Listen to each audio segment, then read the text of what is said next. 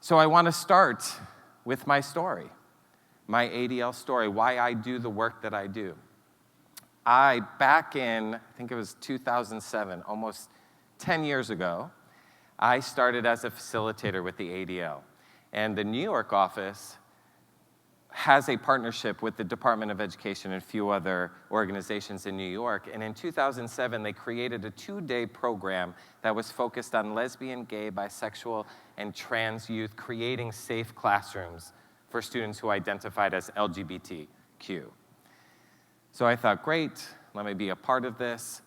Now, the interesting thing about these programs was that the teachers that came didn't know what they were getting into. It was not a you selected to come, it was a you have to go. And they weren't told what the topic was going to be about. So what we found a lot is the minute we said lesbian, gay, bisexual, trans youth, we got a lot of people going, what? Even in New York City. So this one training that I did, it was in Bay Ridge, Brooklyn. We had about 30 educators in the room. And there was one educator specifically who literally did that, and I saw his whole face change. And so we start the training out. We do some opening activities, but part of the first morning was about language, so that we all understand the definitions, what we're talking about.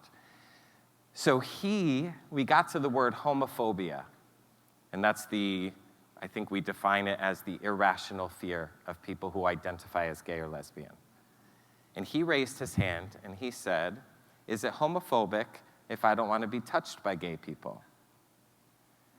And I thought, here we go. And I said, well, what if we changed the word and we said, I don't want to be touched by Catholic people? And he said, I don't have a problem with Catholic people. So I breathed, and then another person in the room next to him said, I know.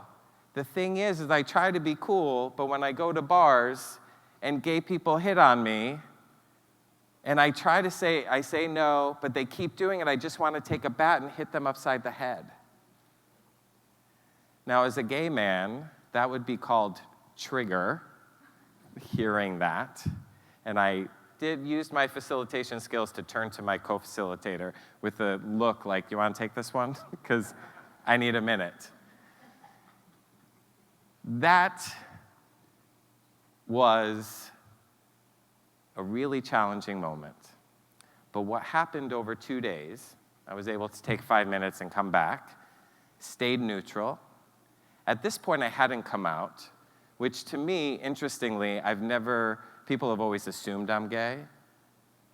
So in this space, they didn't assume I was gay, and on one side I was like, oh my God, this is the first time anyone's thought I was straight. So that was exciting. But I ended up coming out at one point during the first day.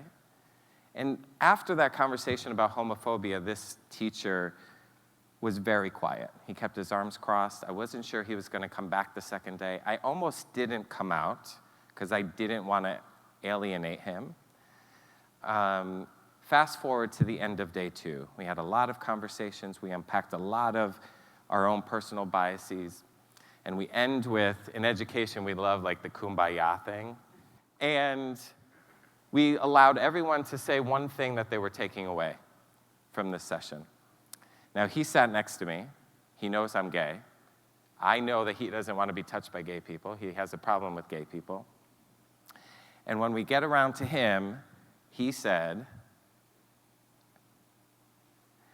this gets me every time. He said, it's really hard for me to talk when I'm about to cry. And I was like, And he said, this has changed my life. I feel horrible about the 30 years of students who may have come into my classroom and not felt safe. And I can't wait to go to school tomorrow to make sure that everyone feels safe. And I can't wait to go home and share this with my family.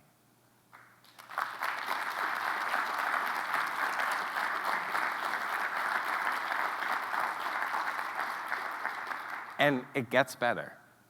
So then I had to talk, and I was trying to hold it together. Everyone was crying.